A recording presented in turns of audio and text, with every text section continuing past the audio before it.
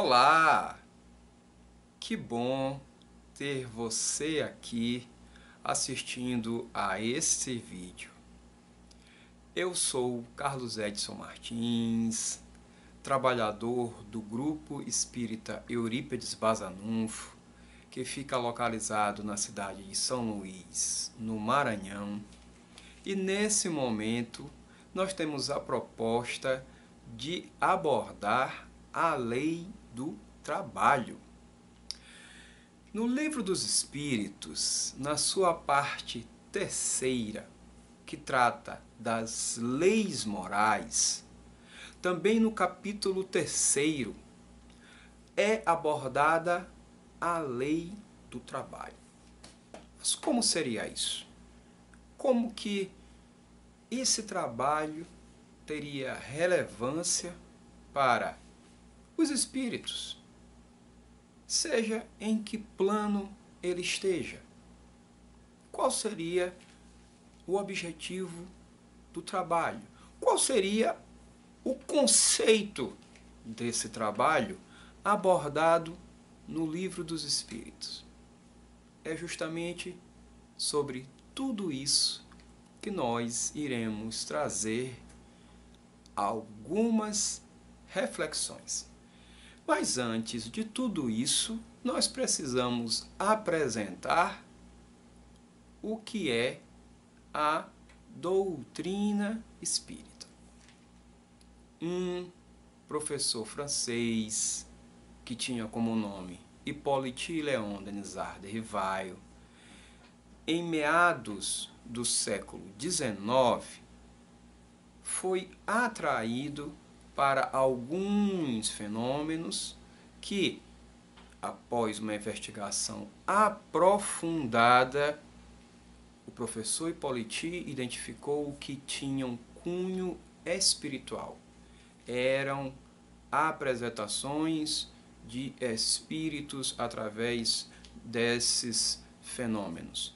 E continuando todas as suas observações, todas as suas investigações, ele foi apresentado a um grupo de espíritos que se propuseram, em consórcio com ele, trazerem à tona uma doutrina que iria englobar, aglutinar em obras, em livros, todos os conhecimentos que a humanidade tinha até então a respeito das interações dos espíritos, sejam espíritos que estavam em um plano material ou espíritos que estavam de volta ao seu plano natural, ao plano espiritual. Então essa doutrina se apresentou em 5 livros.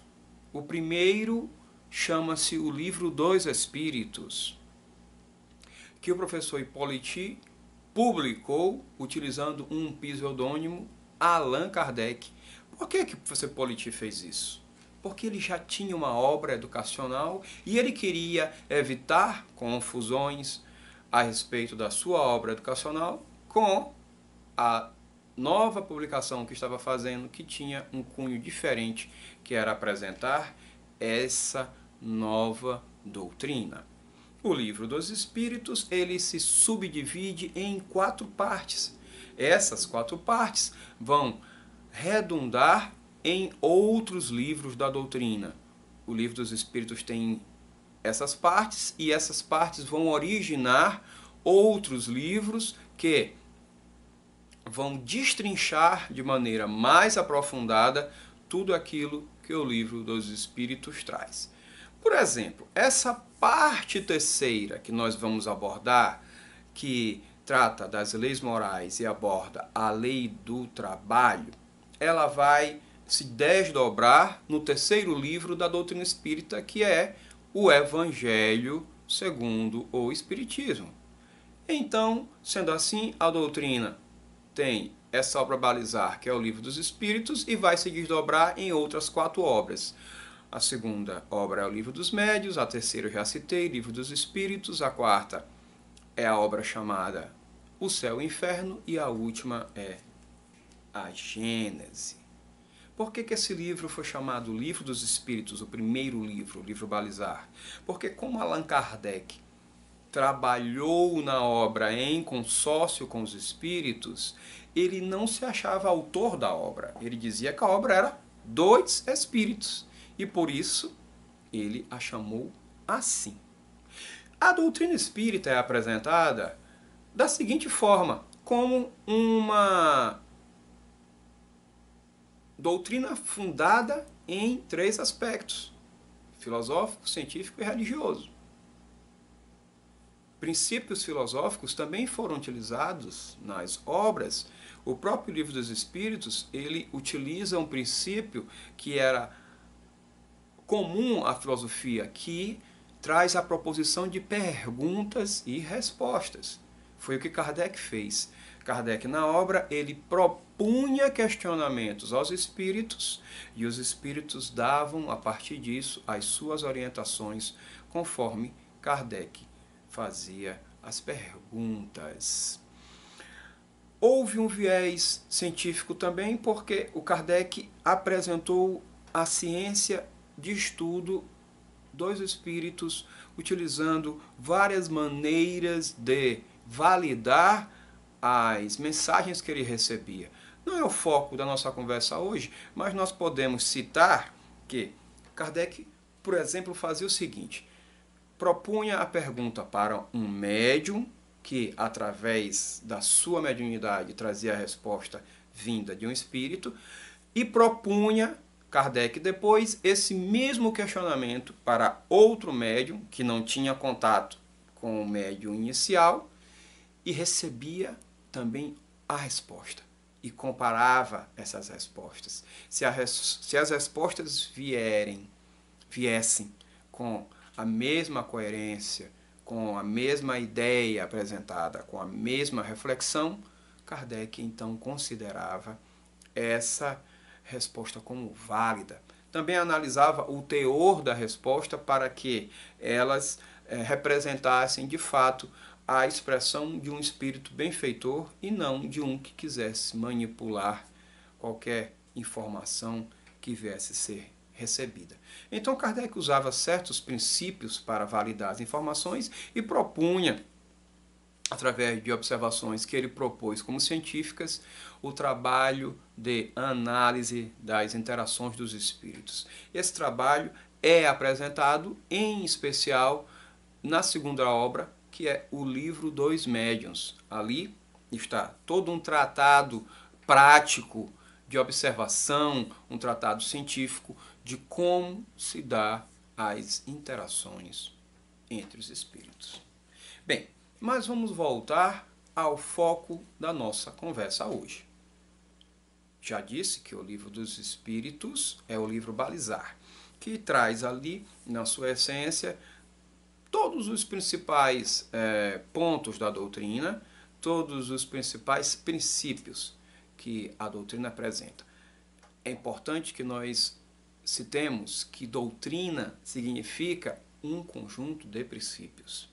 Então, a doutrina espírita, ela apresenta um conjunto de princípios que tem a proposta de direcionar todos os espíritos para um caminho de evolução e de aproximação do Criador, utilizando como referência essa que nos foi reforçada pelos espíritos, Jesus. Jesus é apresentado como a referência de homem de bem, a referência a ser imitada, a ser seguida. E a doutrina espírita apresenta o seguinte: nós todos temos um espírito.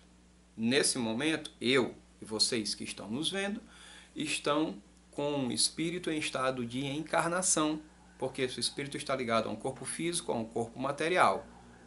Eu e vocês estamos nesse estado de encarnação, um espírito ligado a um corpo físico.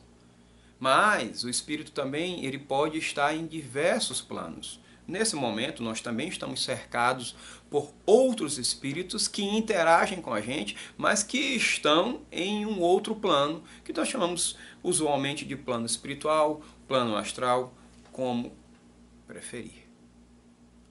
O que nós vamos tratar agora, a lei do trabalho, ela diz respeito a qualquer espírito, seja um espírito que esteja no estado encarnado, seja um espírito que esteja de volta ao plano espiritual. E cabe ressaltarmos que o trabalho, segundo o que a doutrina espírita nos orienta, é uma lei da natureza, é uma lei natural. E, por consequência disso, constitui uma necessidade. O trabalho para o espírito é uma necessidade. Por quê?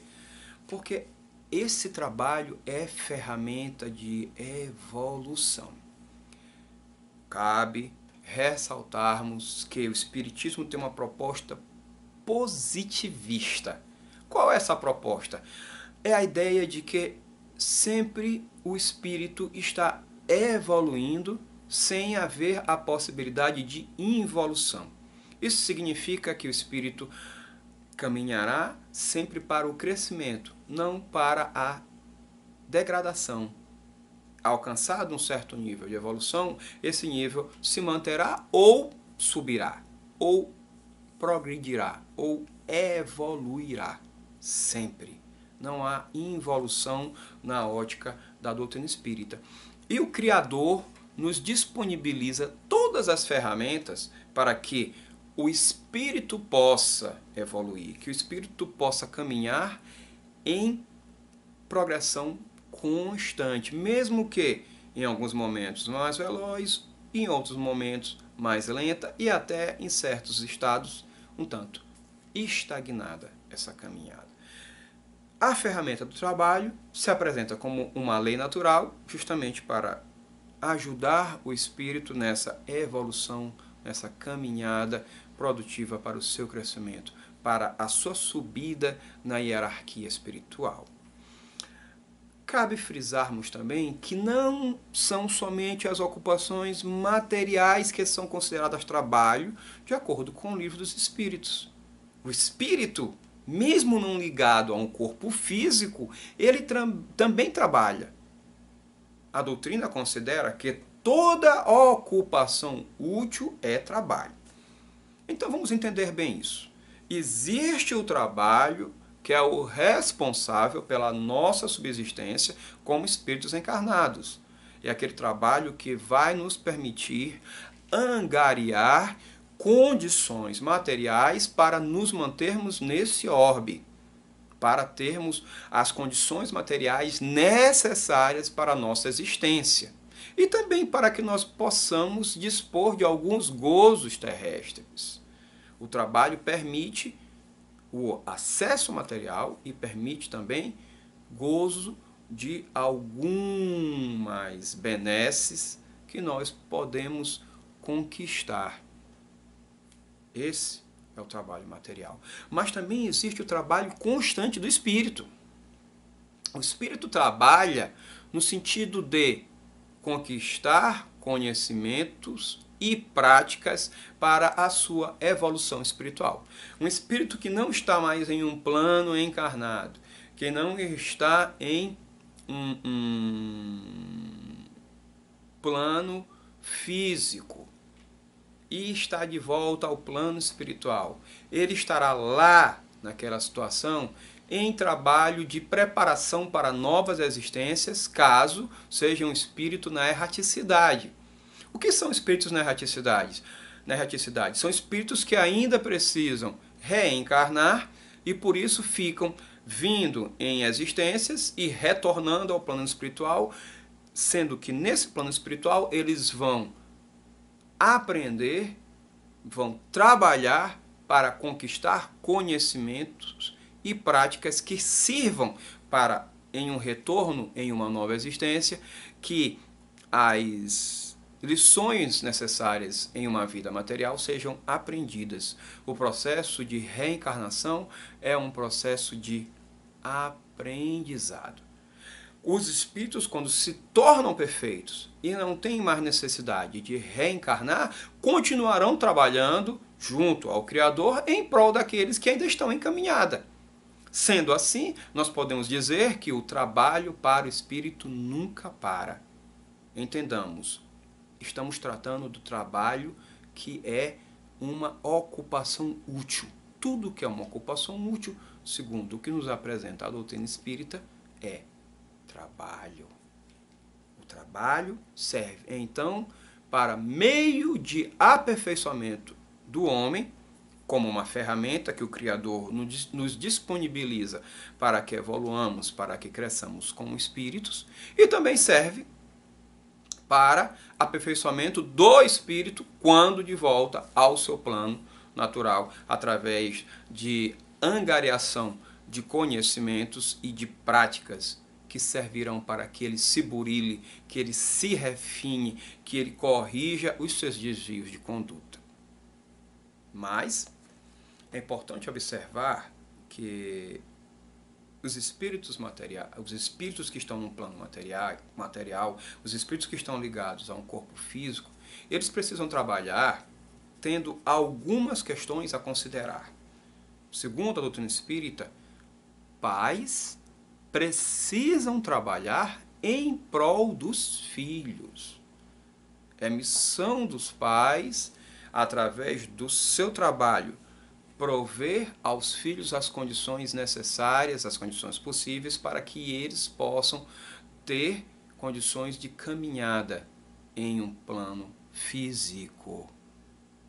É preciso que o pai trabalhe para que esse filho tenha condições de educação, condições materiais, condições de saúde, o que for necessário.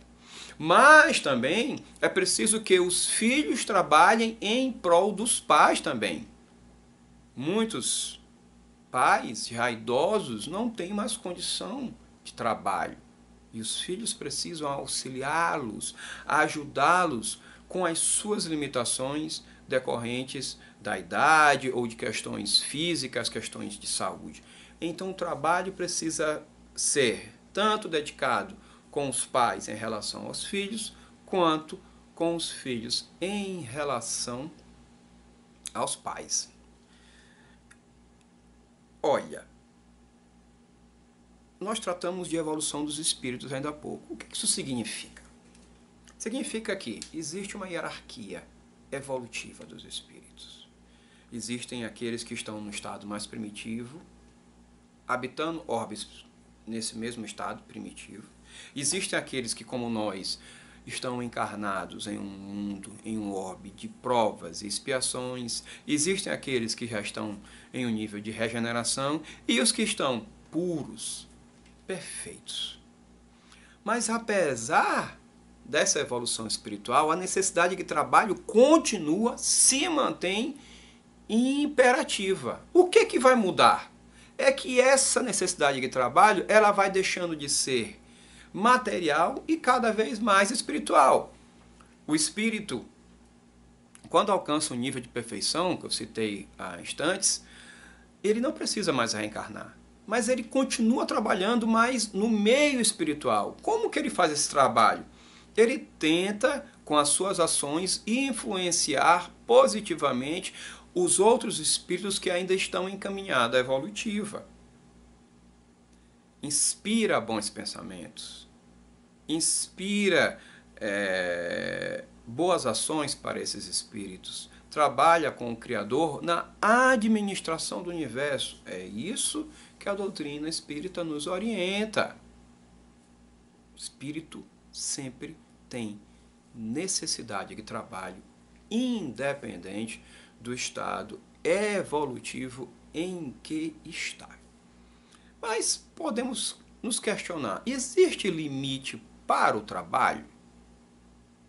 Para os espíritos em estado errático, estado de erraticidade, ou para os espíritos que já estão em estado de perfeição, o trabalho é imperativo e não tem limites. Está a chance da prática de boas ações, que nós chamamos de trabalho também, o tempo todo. Mas os espíritos encarnados, ligados a um corpo físico, cujo corpo tem limitações, tem necessidades, tem barreiras de disponibilidade de energia, é necessário que esse corpo físico tenha descanso. É por isso que o Livro dos Espíritos diz que o limite do trabalho é o limite das forças do homem. Mas o Criador nos dá o livre-arbítrio para determinarmos quando esse limite foi alcançado. Então, qual é o limite do trabalho para um espírito encarnado? É a força do seu corpo físico. Nós temos que vencer a preguiça para podermos trabalhar. O nosso corpo tende sempre a ser um economizador de energia. Então, muitos cedem demais essa economia e são preguiçosos, não querem fazer nada. Por outro lado, já existem aqueles que trabalham demais. São o que comumente se chama de workaholic, os que são dependentes do trabalho de forma a fazê-lo de maneira excessiva, a ponto de superar as capacidades do seu corpo físico. Então é necessário que tenhamos compreensão de não estarmos nos extremos. Preguiça plena ou exercício de trabalho pleno, porque o nosso corpo vai sentir.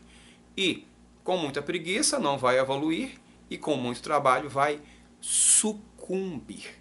Então nós precisamos usar o nosso livre-arbítrio com responsabilidade para que possamos determinar o limite do trabalho e podermos nos dar repouso. O repouso é necessário. Um corpo que repousou, que descansou, ele vai exercer o seu trabalho de maneira muito mais produtiva. Ele vai poder também trabalhar em prol de si, estudando, aprendendo, acumulando conhecimento de maneira muito mais produtiva também, de maneira muito mais eficaz. Então, o repouso também se faz necessário, assim como o trabalho é necessário. O Espiritismo também, através dessa doutrina maravilhosa, nos orienta que aqueles que estão em cargo, em condições de determinar o trabalho do outro, é considerado transgressor das orientações que chegam até nós do Criador, quando impõe uma alta carga de trabalho aos seus subordinados. Então, se um chefe impõe aos seus funcionários uma carga de trabalho excessiva, ele está transgredindo uma determinação de respeitar os espíritos, de empatia pelos espíritos e permitindo que esses espíritos tenham um momento adequado de repouso. Então, quem exerce esse tipo de função e não respeita o nível de trabalho adequado dos seus subordinados está cometendo um equívoco, está cometendo um lapso.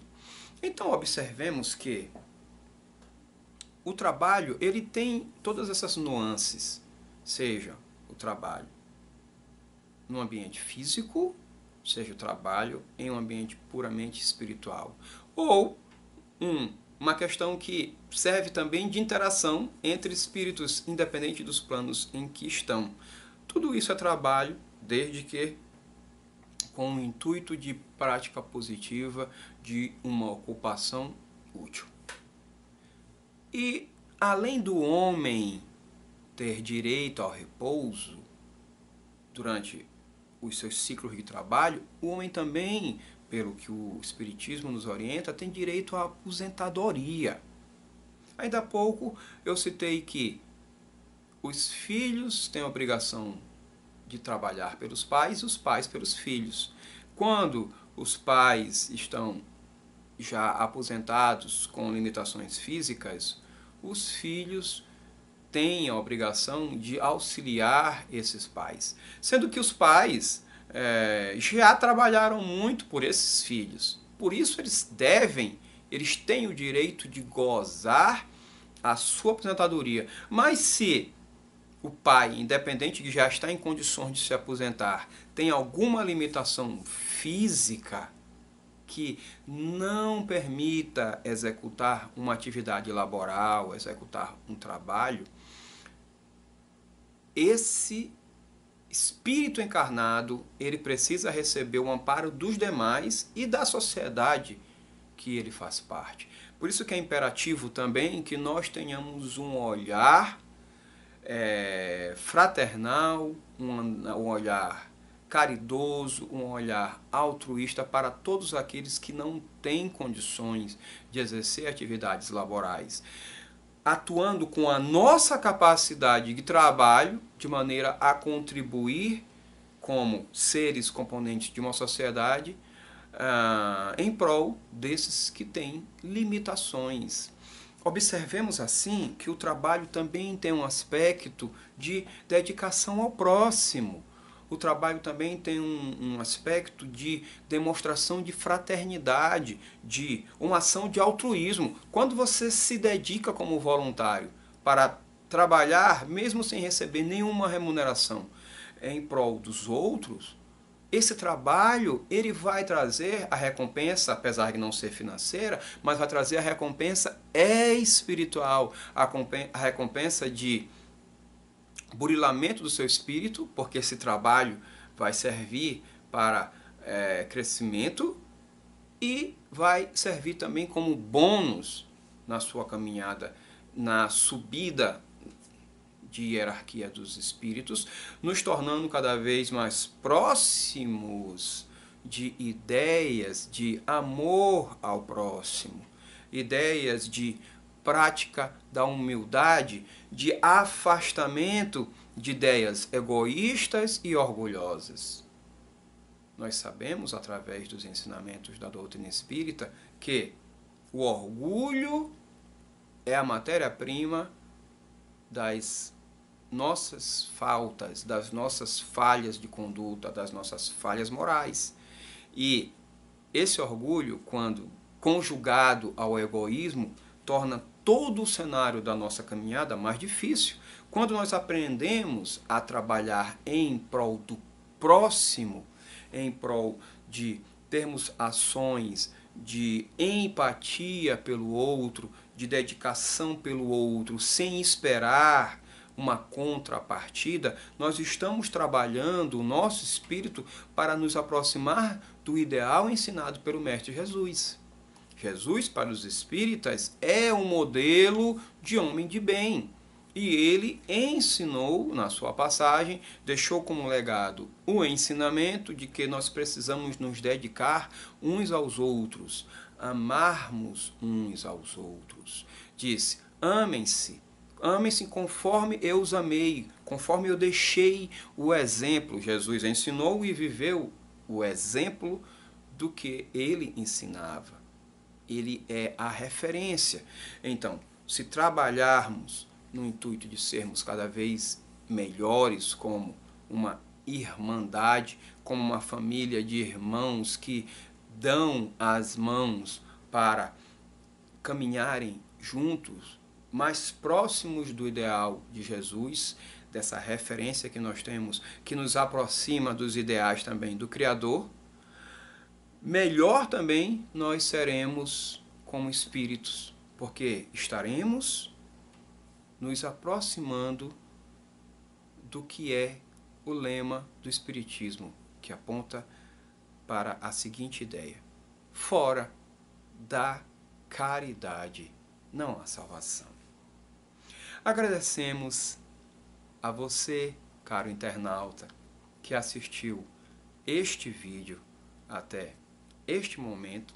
Se você gostou do que foi refletido nessa nossa fala, clique no ícone do gostei e, se quiser ter acesso a vídeos futuros que serão publicados nesse canal, se inscreva e acione as notificações para ser avisado das postagens de novos vídeos.